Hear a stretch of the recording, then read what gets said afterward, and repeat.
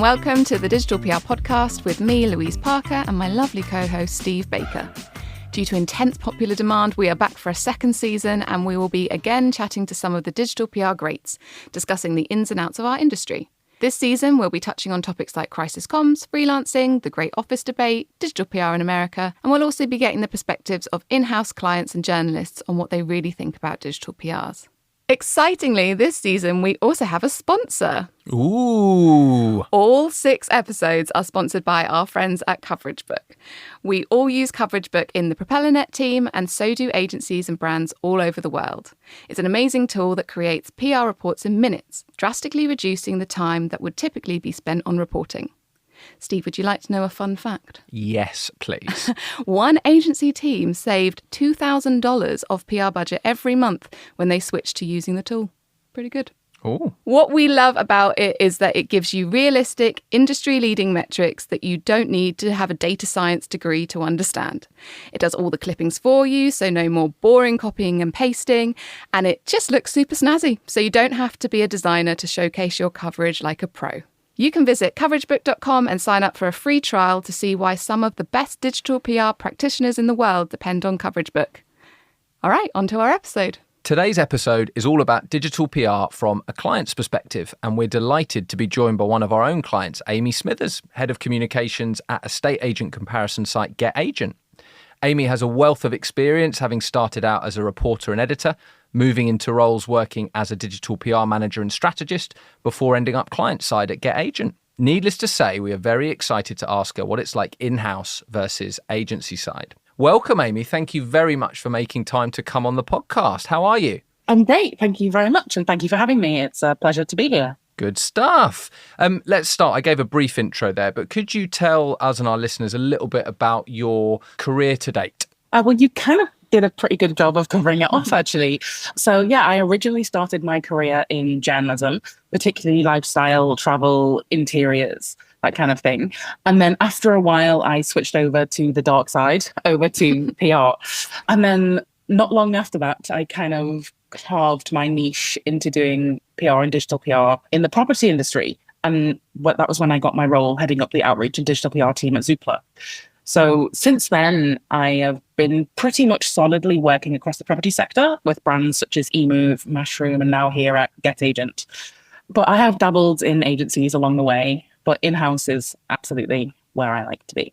Lovely stuff. And just quickly pick up on one thing there, like why property? Was there any kind of specific reason? Was it something you fell into and just loved, or have you always been interested in that sector? Well, because I was doing interiors and I was doing architecture and things like that, it was kind of a natural thing for me to accidentally fall into, really, because it wasn't planned.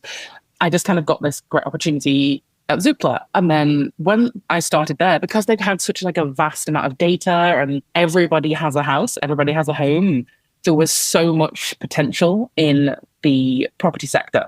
And that's taking a step away from what people originally thought of as property. So you don't necessarily need to be focused on the bricks and mortar, like the physical buildings. It's people's homes, it's people's lives, it's how close you are to a school, how many fish and chip shops deliver to you, on a Friday night. There's literally, you can make everything into a property story. So when I get new people on my team, that's one of the first things I tell them. You can basically make anything related to a property.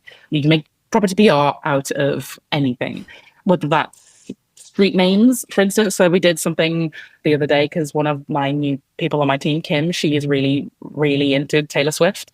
And there was loads of Taylor Swift stuff happening in the news. So we decided to do a Taylor Swift campaign around like Taylor Swift themed street names and things like that. So like you can basically shoehorn property into any topic.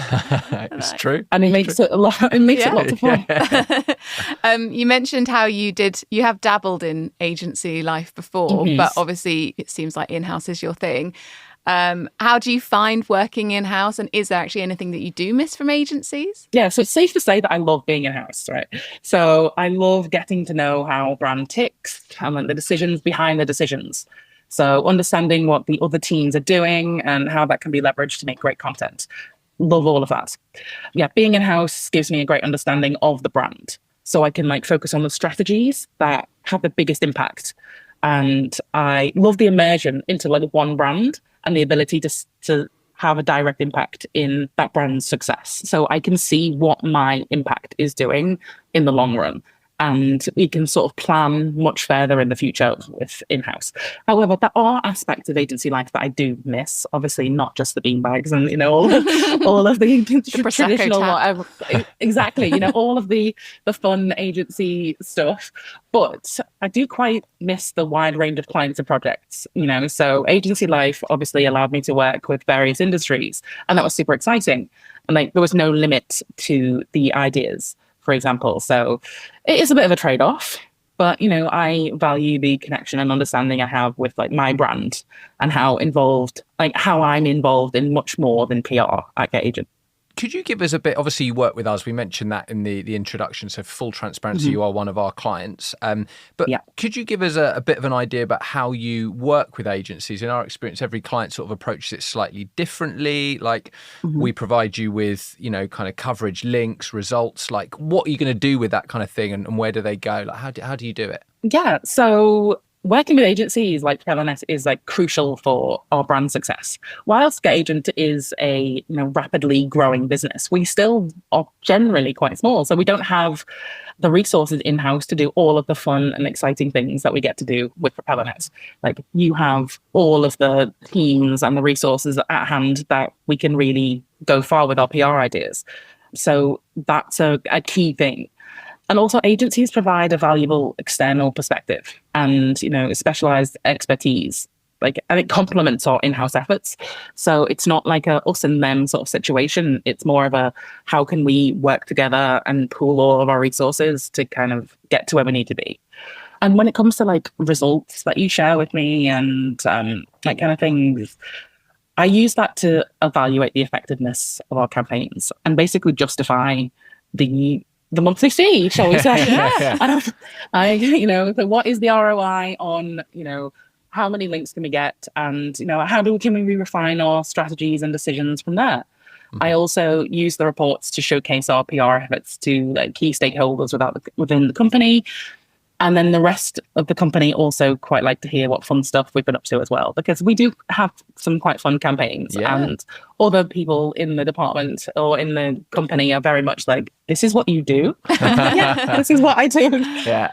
So like how far up does like agencies work go? Because obviously most of the time it's like they work with their direct client. You might know the kind of your client's boss, and then that's maybe can be it, but does the kind of results and the positives of the campaigns, does it make it higher than that? Like how far can those results go? Yeah, well, we have a meeting once a month with our founders, so our CEO and our CTO, and we also have all the key people in that meeting as well. So we do a monthly sort of wrap up of all of the marketing activity, and one of the elements of that is, how are the agencies getting on?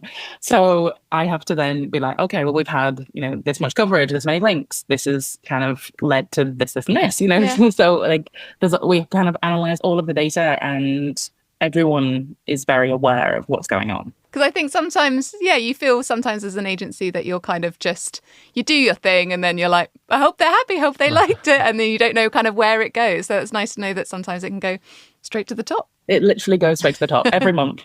All of the information goes all the way.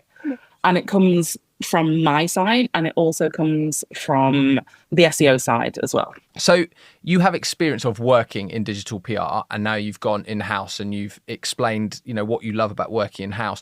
But our next question is has being client-side changed your thoughts on digital PR? Would you say you're kind of more cautious now you work directly for a brand perhaps, or is the opposite true? No, absolutely. I'm definitely more cautious. But so working on the client side has given me a deeper appreciation for strategy and like the nuances of digital PR. So I definitely understand the importance of aligning our PR efforts with our brand's identity and goals. And while I am more cautious, I'm also more focused on generating like quality results that resonate with our target audience. It's about building a lasting brand reputation, not just links. And that requires a different level of consideration. which may sound slightly boring, and especially to anyone who knows my PR ideas, because they're always a bit wild and a bit outside of the box. I like to think quite big and creative with my PR ideas, but that was more for me, I think, not necessarily for the brand. Mm-hmm. So I'm definitely a bit more strategic now when it comes to ideas and their impact. Yeah, that makes total sense. I think it's interesting you say, like, yeah, for yourself, because sometimes you're like, oh, that just would be really fun to do. And then we have people like our strategists, like internally at Propellernet, like, let's just remind ourselves of why we're doing this. So yeah, it's a similar thing. But I guess, yeah, because you're every day you're in the brand, it's just so much more that you're kind of front of mind. We were wondering, we have seen a number of in-house people talk about the kind of annoyances maybe of having agencies cold email them, cold call them, cold LinkedIn them, all these kind of ways that, you know, it's a sales process, you get it. But do you get much of that? Is that a thing that happens often? And what are your kind of thoughts on that way of agencies trying to approach a potential new client? Yeah, I do get quite a few actually. It's mainly via email, and it's just a bit of a one-size-fits-all sort of blanket pitch email, as far as I can usually tell. And while I do appreciate them taking the initiative to reach out to me, what would stand out to me is the personalized touch. So agencies that take the time to understand our brand and its challenges and then tailor their pitches accordingly. So definitely they capture my attention much better. So a generic one-size-fits-all approach doesn't really work as well. But I understand that it's tricky for agencies to do a lot of research and a lot of effort for basically what is sliding into a brand's DMs, right? Without any guarantee of that it's going to be read, let alone followed up on. So personally, for me, I don't ever really use cold emails to decide who to work with. Yeah. I like to do my own research whenever I have an agency to hire, because I like to find the best. So I don't know where and when I would ever use a cold email, because it's all about like timing as well. Like they have to get you when you're literally thinking about it. And I think that's a really unusual time to get one. Yeah, for sure. Like I've often wondered, it must work, right? Because agencies still do that. And again, for complete transparency, we've never done it at Propellernet, like the cold email approach. You know, we'll make contacts with people at like events and things and start talking to them, but it's never like a cold email. But agencies do it, and it is like a valid tactic because it must work. But you're right, like it's got to come at the exact right moment or plant a seed maybe for later in life, and it's got to be bespoke. Otherwise it's just, like, hey, we're an agency. Do you want to work with us? But on that note, like you mentioned, you know, you like to sort of cherry pick the best and sort of have a real think about it, which makes perfect sense. How do you go about building your pitch lists when you're looking for a new agency? Well, it involves careful research. So I look for agencies with a proven track record of success. So as well as ones with, you know, some experience of the property industry or related sectors or transferable skills. So using like case studies and things and even recommendations from other people in the industry, like industry colleagues or even just my general colleagues who've worked with them in previous roles or whatever, that all plays a big role too. And I also prioritize agencies that showcase like innovative or exciting approaches and stand out from the crowd, because there are so many agencies at the moment and you just wouldn't know where to begin. So the ones that do things a bit differently or the ones that stand out for other reasons, like good reasons, obviously, they're the ones that I definitely prioritize. Do you pay much attention to awards like the UK Search Awards or the Drum Search Awards, things like that? Yes and no. Like it's not the be all and end all, because I know that some agencies prioritize awards over others. Some agencies don't care about awards and don't put themselves forward and things like that, where others, like, awards are their life. Like they spend absolutely thousands and thousands every year to go in for awards. So you take it with a pinch of salt, but it's a nice way of showcasing the innovation and the interesting campaigns that they can do. So if the campaign has won an award, it's still probably better than the other campaigns that went in for that same award. So, you know, it's a good, a good campaign and they're good at what they do. But I don't know whether, we've won 47 awards this year is so it's maybe not the deciding number. factor. Yeah. Yeah, I guess it kind of helps as a prompt to look into that case study for that campaign and stuff like that. So, exactly. yeah. As I said before, I prioritize like the innovative and exciting approaches. And I feel that if you are looking at people who have won awards, those campaigns do tend to fall into that category a little bit more because that's why they've been put through for the Yeah. award. That's why they've won the award.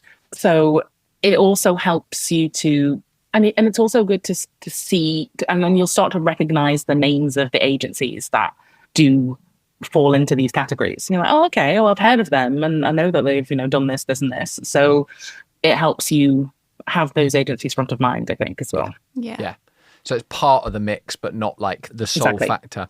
Let's talk a little bit more about the pitch process itself. Mm-hmm. It's one of my favorite things, agency side. I absolutely love it. You get to meet new people, think about new things, like absolutely love it. But what's it like from your side? Because it must be quite exciting. You've spent time researching and shortlisting these agencies. You get them in, but like, how do you run a pitch process and how do you find it? Being on the brand side during a pitch process is fun and challenging, and it is quite hard work because you've got all these agencies kind of all bombarding you with ideas, and it's all like, oh, we will do this for you, do this for you, do this for you. And it's like, okay, well, where do we start? So as I mentioned earlier, agencies that stand out the best are the one, like they're the ones who tailor their presentations to a brand specific challenges. So show how your strategies align with our goals, demonstrate a clear understanding of the competitive landscape. So what are our competitors up to use data to support your claims and provide a glimpse of potential results that we can expect and things like that, but not overpromise. But one of the main things I would suggest, though, when pitching to a brand is to not just suggest the obvious, because agencies often forget that the people who work at the brand are extremely knowledgeable about the industry and that brand. And they've probably already thought about what you're suggesting. Mm-hmm. It's probably already gone up the ranks and then got stopped by, someone. Like they've probably already thought of it. They've already tried to do it. It's probably well on its way. So going in with some glaringly obvious campaign ideas or suggestions could potentially come off as a bit patronizing.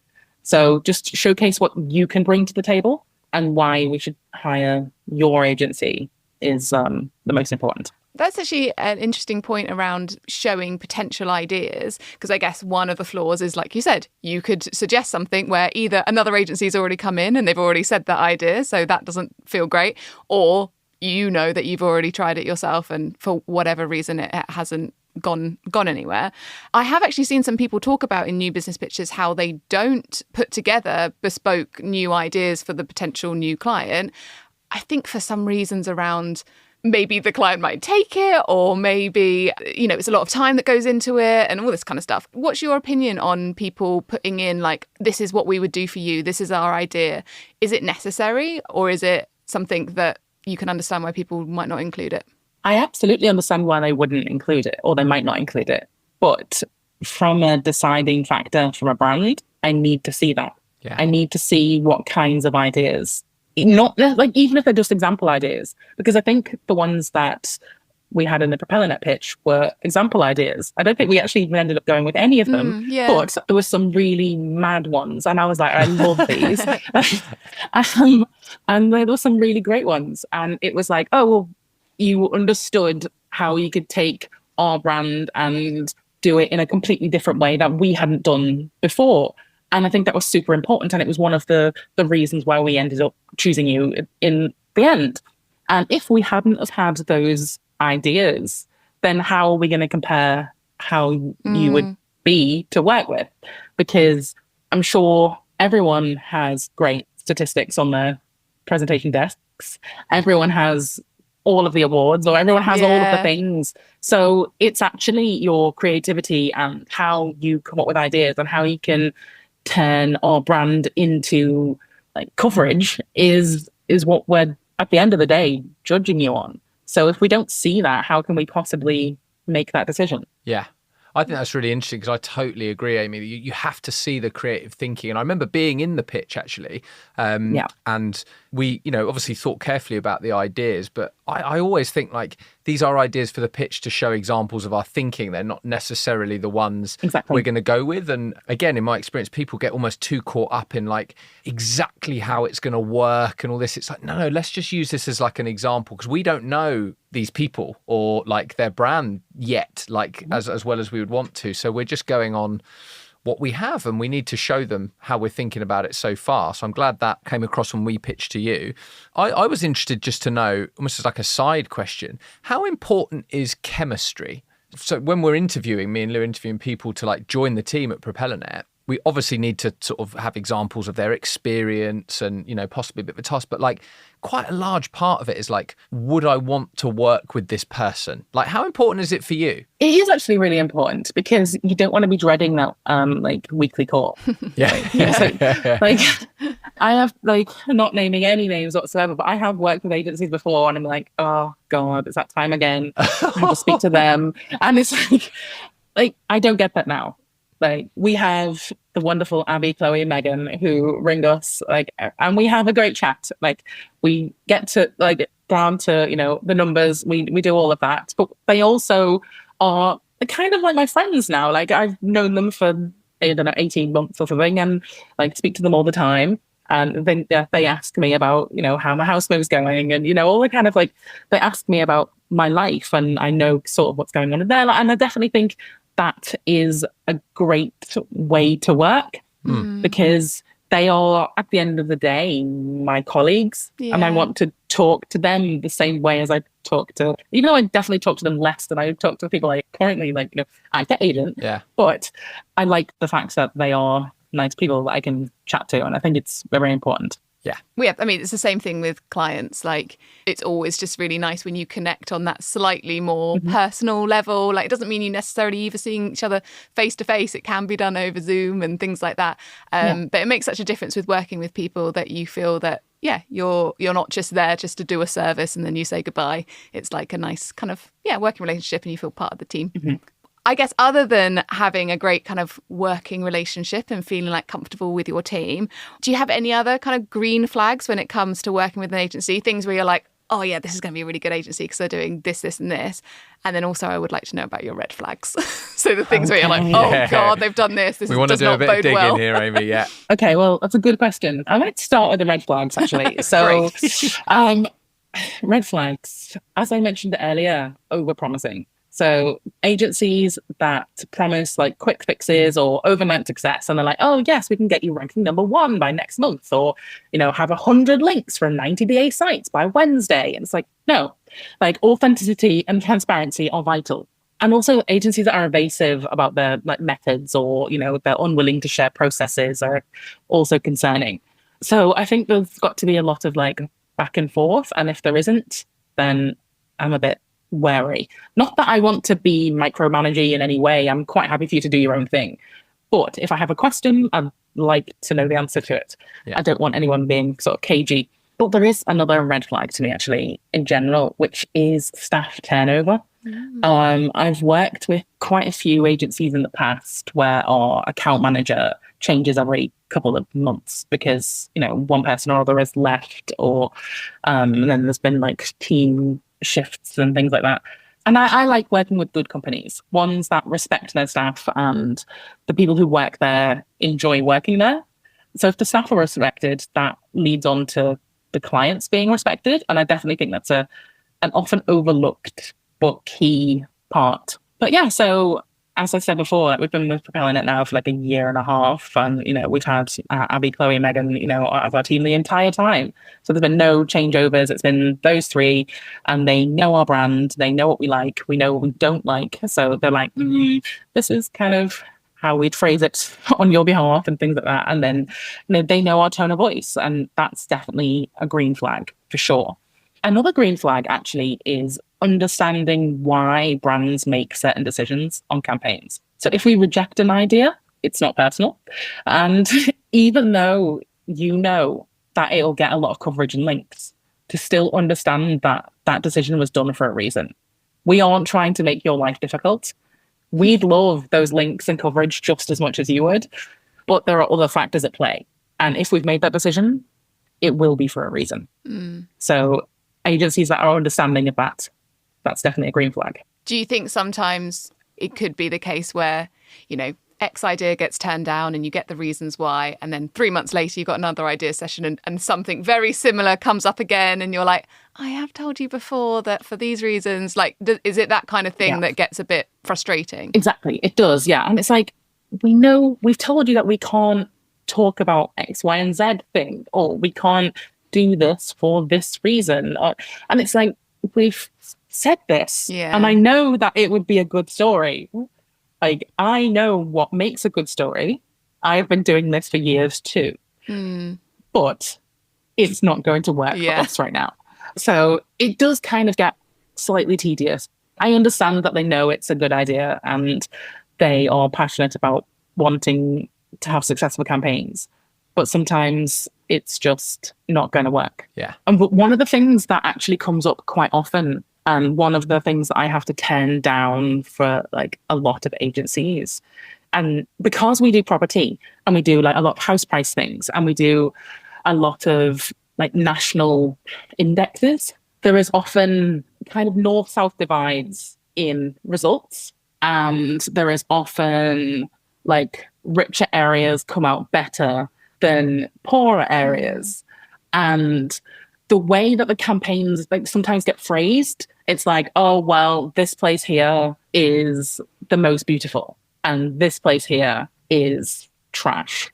And, this place here is the worst place to live in the world because, and it's actually, no, it's just because it's a poorer place. So it doesn't rank as high. But like, these ideas get pitched to me basically the entire time I've been doing property PR. And it's basically just saying, oh, well, Chelsea wins the most beautiful gardens and, Hull is the worst. And it's like, well, it's not because of that. Like, that's not how it works. So it's upsetting, really.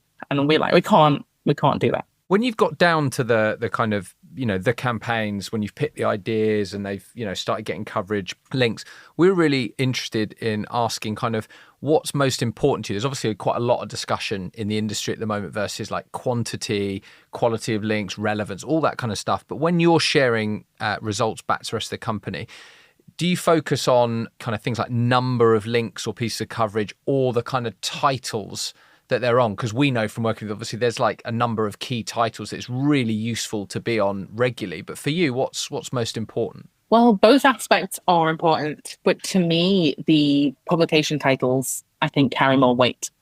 Quality over quantity is my mantra here. So high authority, relevant publications align better with Get Agent's plan building goals. It's not just about the numbers. Obviously, numbers are great. If we can have all of them, that'd be fabulous. But it's about the impact and visibility of the placements and how they can impact Get Agent going forward. That's mainly it. That makes sense. A side question that has just occurred to me that I'm quite interested in.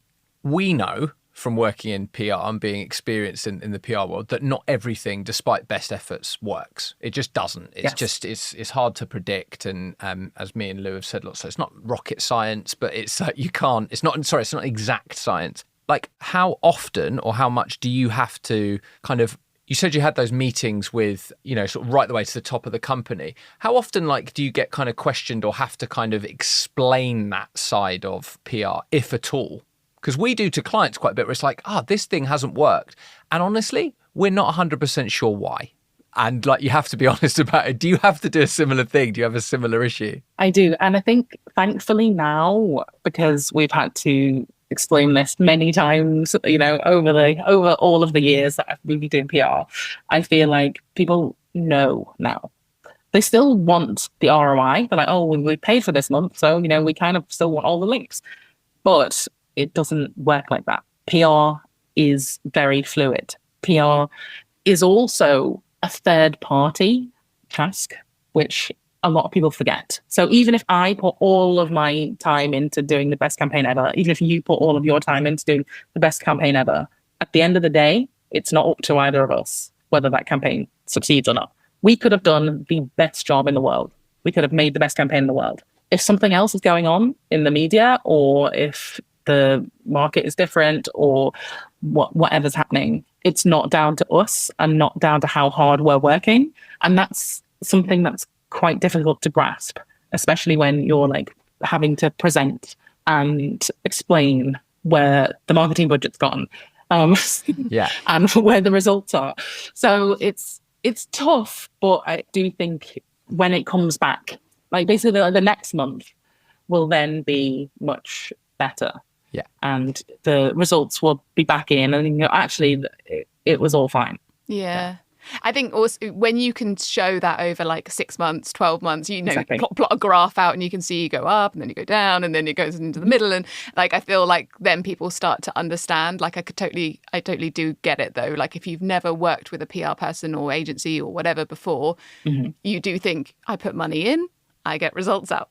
So why is this not happening this month? But luckily it sounds like you've explained it enough times that hopefully I think so, it'll be easier for you now. But there was one key thing last year. We had a really big campaign that we were super excited about. It was one of those campaigns that I was really annoyed that I didn't think of myself. Yeah. And like, I was like, damn it. It was literally like the main one that you've ever pitched to me that I was like fuming that it wasn't my idea. So I knew it was going to be great. It was going to be the best ever.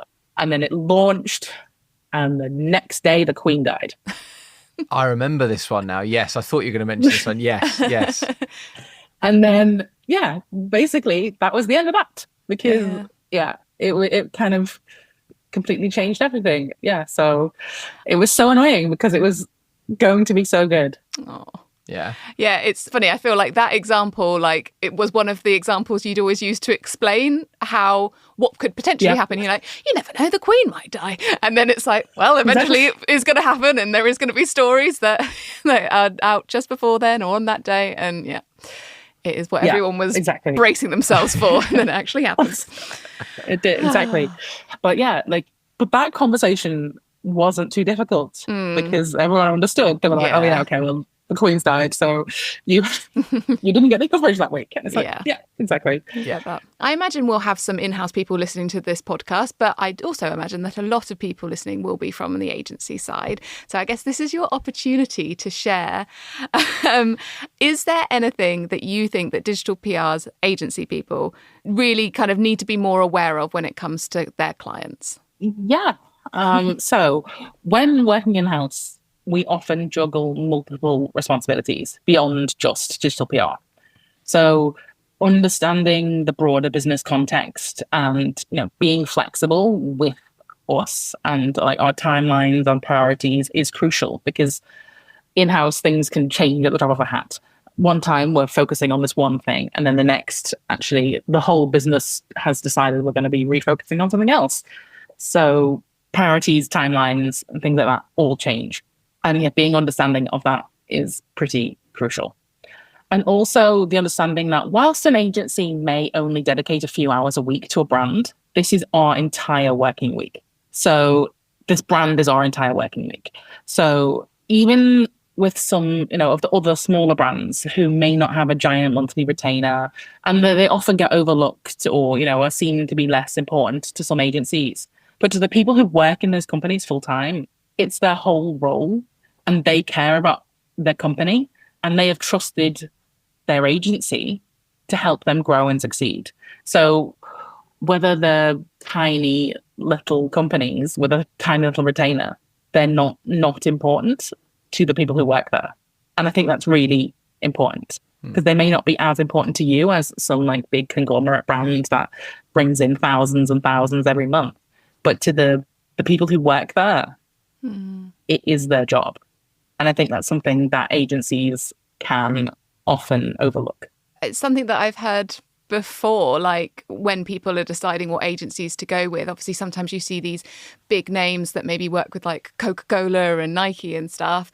And then, like you said, if you are a smaller brand, anecdotally, I've been told that you might be kind of bottom of the priority list because you're not Coca-Cola and all that kind of stuff. So I think that's an important point to make, like just kind of respect all your clients, like they really care about the work they're doing. So no matter how much people are paying and stuff, if you've got them signed on your books, like give them your respect. Yeah, and get time. the same level of service. Yeah. Just maybe slightly less time because that's what they're paying. Yeah. But that's, I think we're ready for our final question, Amy. Okay. So I'm very, very interested to see how you answer this. And we will be making notes because, it will probably, decide our future as a sort of client agency relationship. Okay. What do you think the future of digital PR is? Where do you think it's going? What do you see? The future of digital PR is, it holds exciting possibilities. And I know it'll be pretty cliche, and a lot of people will be probably saying, oh, they expect deeper integration to data and AI and PR strategies. But I'm coming at that from a different perspective. I'm not really talking about how to use AI in campaigns, but I think maybe more about the general processes. So like in terms of like the tools that we use, like I fully expect tools like Cision, Roxhill, Viewleo, etc. to all go completely or massively AI in the next year or so, because like making media lists and things will be completely different because they will be able to work out which journalists can be the right ones to add to the pitches and things. So I think AI is going to be important, but not just in the way that we first thought, let's do some campaigns about AI or let's do AI-based campaign, not just that. But yeah, looking ahead, maybe a bit further, I do think, and I know that this is, again, talked about quite a lot, is more about authentic brand storytelling. So, a bigger fusion of like PR, content marketing, even influencer strategies, all centered around this authentic brand storytelling.